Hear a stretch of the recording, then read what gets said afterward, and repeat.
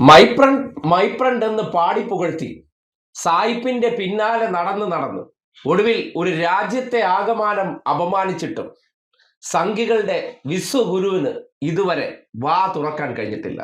India അധിക്ഷേപിച്ച് American president Donald Trump ഭൂമിയിലെ നരകം എന്നായിരുന്നു ട്രംപിന്റെ കടുത്ത വിമർശനം. ഈ പ്രസ്താവനയിൽ പക്ഷേ പ്രതികരിക്കാൻ വിദേശകാര്യ മന്ത്രാലയം തയ്യാറായി.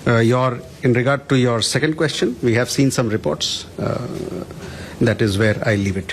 47-ൽ ഇന്ത്യ സ്വാതന്ത്ര്യം നേടിയതോടുകൂടി നമ്മൾ സ്വതന്ത്രരായി അഭിപ്രായമുള്ളവരായി മാറി എന്ന് നമ്മൾ വിശ്വസിക്കുന്നിടത്താണ് ലോകത്താകമാനം ഇന്ത്യ ആഗോള ശക്തിയായി ജർമ്മനിയെ സാമ്പത്തിക ശക്തിയിൽ മറികടന്നു, ജപ്പാനെ മറികടന്നു എന്ന വിശ്വലോക തള്ളൽ നടക്കുമ്പോൾ ഒരു രാജ്യത്തിന്റെ അഭിമാനം എന്താണ്? ആ രാജ്യത്തെ മറ്റൊരിടത്തിരുന്ന് സ്വന്തം ഫ്രണ്ട് തന്നെ നരകം എന്ന് വിളിക്കുമ്പോൾ അതിൽ ശക്തമായിട്ടൊരു പ്രതികരണം നടത്താൻ കഴിയുന്നില്ലെങ്കിൽ അതിന്റെ അർത്ഥം എന്താണ്? സംഘികളുടെ വിശ്വലോക തള്ളലുകൾ കേട്ടതിന് ശേഷം ലോകത്താകമാനമുള്ള രാജ്യങ്ങൾ ഇന്ന് ഇന്ത്യയെ ഭയക്കുന്നു, ബഹുമാനിക്കുന്നു എന്ന തള്ളലൊക്കെ വെറും ഊതിപ്പെരുപ്പിച്ച ബലൂണാണെന്ന് മനസ്സിലാക്കുക.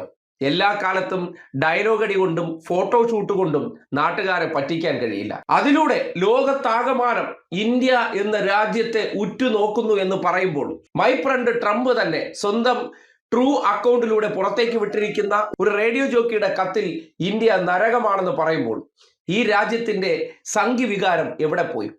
ഇപ്പോഴും 47-ന് മുന്നേയുള്ള സംഘികളെ കാണുമ്പോൾ എന്താണോ ഷൂ വർക്ക് ആ മനോഭാവത്തിലേക്ക് പോയി എന്ന് സംശയിക്കേണ്ട ഒരു അവസ്ഥ. ഒരു കാര്യം കൂടിയുണ്ട്, ഈ രാജ്യത്തിന്റെ ചേരികളെ മറച്ചുകെട്ടി വലിയ മോടി പിടിപ്പിച്ച് മൈപ്രണ്ടിനെ എഴുന്നള്ളിച്ചതിന് ശേഷവും ഫ്രണ്ടിന്റെ മനസ്സിൽ ഈ രാജ്യത്തെക്കുറിച്ചുള്ള ചിന്താഗതി എന്താണെന്നാണ് അദ്ദേഹം ലോകത്തോട് വിളിച്ചു പറഞ്ഞിരിക്കുന്നത്.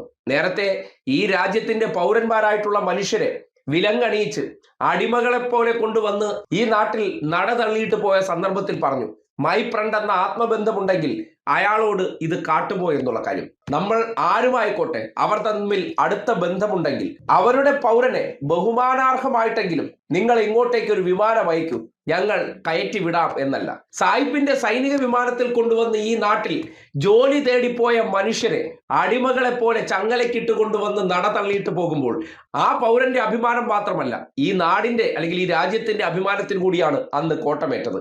അന്നും സംഘികൾ വലിയ ന്യായീകരണം ന്യായീകരിച്ചു. അതിനുശേഷം പെഹൽഗാം വിഷയത്തിൽ ഈ രാജ്യത്തോട് തൊട്ട അയൽ സംസ്ഥാനം കാട്ടിയ കൊടും ക്രൂരതയ്ക്കും ഇന്ത്യ തിരിച്ച് പ്രതികരിച്ചപ്പോൾ ആ സന്ദർഭത്തിൽ ഈ രാജ്യത്തിന്റെ പരമോന്നത പൗരനേക്കാൾ വലിയ അഭിപ്രായമായിട്ട് മൈപ്രണ്ട് കയറി അഭിപ്രായ പ്രകടനം നടത്തിയ സന്ദർഭത്തിലും വായി തുറന്നിട്ടില്ല.